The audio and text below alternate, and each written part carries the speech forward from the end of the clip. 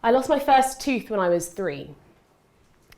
I was in nursery, my parents worked a lot, so I started school early, and I was trying to open the lid of a plastic crate of Lego twice my size with my mouth. Long story short, it was a disaster. One of my teeth, I don't remember which one, fell out. I burst into tears with the shock. My little friends started to cry too, and Alison and Mrs. Lynch, who actually still do run the nursery that I went to as a child in southeast London, found themselves with a group of near hysterical, screaming children. I don't know if you understand quite how ridiculous this scene was. To put it politely, I was a very visibly loud child. I was allowed to dress myself. I've actually got a few photos for you. That's 2 and that's 5. And I honestly wore versions of that outfit every day for 3 years. And so if you can just imagine that child in the middle of a room with Lego everywhere, because the Lego, I mean, I didn't succeed, and with a bleeding mouth, and a group of completely normal-looking children pointing at her and saying she was going to die, then I think you've grasped quite how absurd the situation was. The thing is, because of the inevitability of it all, we do actually tell children that they're going to lose their teeth, but not until they're a little bit older than I was when mine first did. Kids typically lose their first tooth at 5 or 6, and so me losing my teeth at 3 was probably the last time I was very early for anything. Since then, I've changed, as you can see, quite a lot, although I sort of really like florals, actually. My teeth have come in and some teeth have gone. My legs have got longer, my arms have got a lot stronger. I'd use them to open the Lego now. I've grown a chest, which I'm still very pleased about in that little 13-year-old way. And my quick tooth turnaround has continued.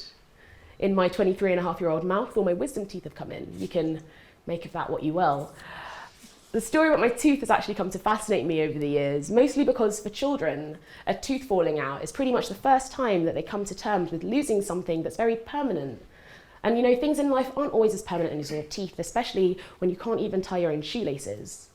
We dress up the loss of our teeth as children in tooth fairy myths and promises of money under our pillows, because just to soften the blow and the mild trauma of a part of your body leaving you for the very first time.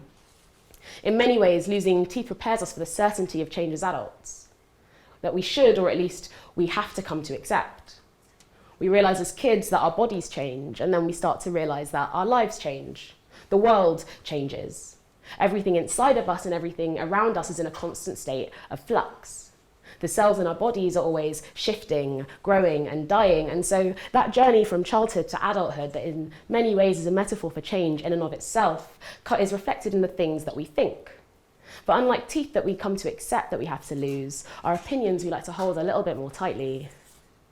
And you know, I have this slightly absurd story about me losing my tooth as a 3-year-old, my first baby tooth, but I don't actually have a story about me losing my last baby tooth.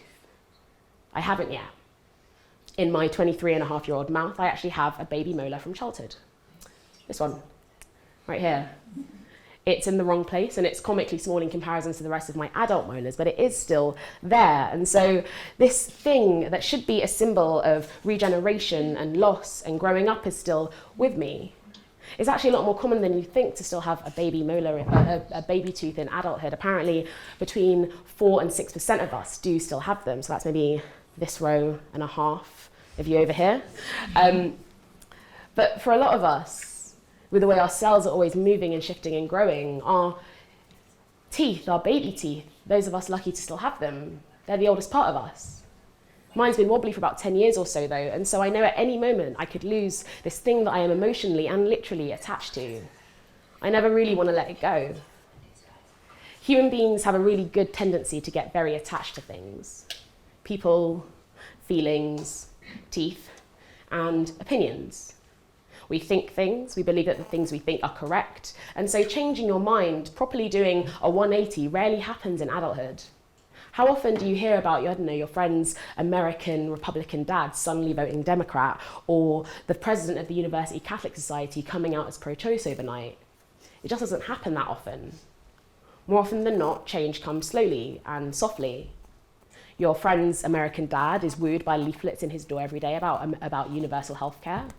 Your friend from uni hears stories from her grandmother out of the 50s and women being prosecuted for helping their friends. And they change their minds over time. An opinion is wobbly for a while, you fiddle with it, and eventually you lose it with a new one growing in its place. I'm actually a poet.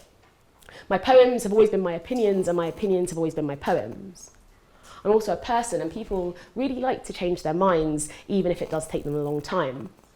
I'm also a feminist who has changed their mind a lot, and so these three things, my poetry that is influenced by my feminism that helps me to change my mind, and changing my mind that continues to be documented in my poetry, sort of linked together in this strange Illuminati-style triangle in the middle of my head, with like an eye, or maybe, I don't know, a tooth, to help me look or chew my way through life. I consider myself very fortunate to be a poet for lots of reasons, but particularly because over the years I've been performing, from the ages of 17 to 23, they've been very formative years for opinions. Our late teens to early 20s are when our opinions painfully take root and push through gum, demanding to take attention. I've never managed to keep a diary past about Valentine's Day, but my poems will tell you what I've thought about everything from feminism, as well as politics, gentrification, and even my favourite flavour of ice cream, and how they've all shifted over the years. My poems are a better archive of my thoughts than any diary ever could be. Also, it rhymes, so that's a little bit more interesting, I think. Performance poetry toes the line between an opinion for yourself and an opinion for everyone else. The thing is, we all have opinions. We all have dental records. Diaries, sure, but things like Facebook and Twitter. A lot of us, I know I have looked back, mortified at our first wall post from 2008 or 2009. The difference is performance poets are confronted with their opinions far more than people read their old diary entries. If you had to read your thoughts on gender equality every single week, like I've had to read poems on feminism at gigs, you'd notice how often our opinions wobble and sometimes even fall out. Despite the dozens of poems I've written on women's issues over the years, at my last gig I did maybe 2. A lot of them, especially the early ones, are no longer even options anymore. In the same way that you might cringe at an old MySpace profile or a wall post, I too really cringe at the things I used to write when I was 17 years old. A lot of what I said, I just point blank disagree with now, especially when it comes to politics. But I really think my poetry has made me hyper aware of my beliefs, and my teeth almost feel very particularly sensitive. Change is something that happens, and it's something I like to remind myself every day. However, change is also something our society is very reluctant to embrace. Binary narratives for things like gender and sexuality are no longer seen as absolutes, yet opinions continue to be polarised. You're either right or you're wrong. Well, you know, this can be the case. Some people are wrong, I'm right. We tend to gloss over the wobbles that lead to our opinions falling out, despite the fact we're getting to a point where I really think we can no longer afford to do this. 30 or 20 or even 10 years ago, our teenage opinions were only shared with our family, our friends, and our very, very badly written diaries. Now, however, we have a generation that has grown up with social media, that has suddenly come to form the world's largest public dental archive. Our opinions on Facebook and Twitter are like x-rays of our mouths that anyone can access at any time, and we need to prepare ourselves for a world where everyone has everyone else's dental history. Often we remain really reluctant to let go of our opinions, the 2 old baby teeth that come to define us. And I'm not saying we should necessarily abandon our beliefs or ignore the crappy at best, horrendous at worst opinions that I know we all had. I did anyway. But we should be kinder to our past selves, I think. Not only because we've all changed our minds, we've all done that shift, even if we don't notice it, but also as a means to encourage and accept the progression of both time and ourselves. My poetry has really allowed me, I think, to see the journey my opinions have been on, and I feel really blessed in a way to have had a rhyming diary over the past few years. The inevitability of change is something I've actually come to accept, even though naturally that's something I just don't do. I'm the sort of person who doesn't update their iPhone for like 7 months. I might cringe at my old opinions, but I still can read those pieces if I have to, and as I write new poems, I feel a lot more aware of what the world might think of my thoughts. We might not all be performance poets, but we do all have our own stages. Interviews, seminars, even conversations between people, sometimes they're TEDx stages. They're all chances for us to open wide and hope that whoever's shining a light into our mouths likes what they can see. My first tooth, like my opinion, sits in the corner of my mouth. Every opinion I have to chew, whether it's my thoughts on the patriarchy to Nicki Minaj's verse on Monster, has to go past it. Sometimes our opinions need braces, a bit of help to straighten them out a bit. Sometimes they need a trick to rip a particularly bad one out. Other times our teeth, like our opinions, stand the test of time, from surviving beatings from everything from fists to fizzy drinks.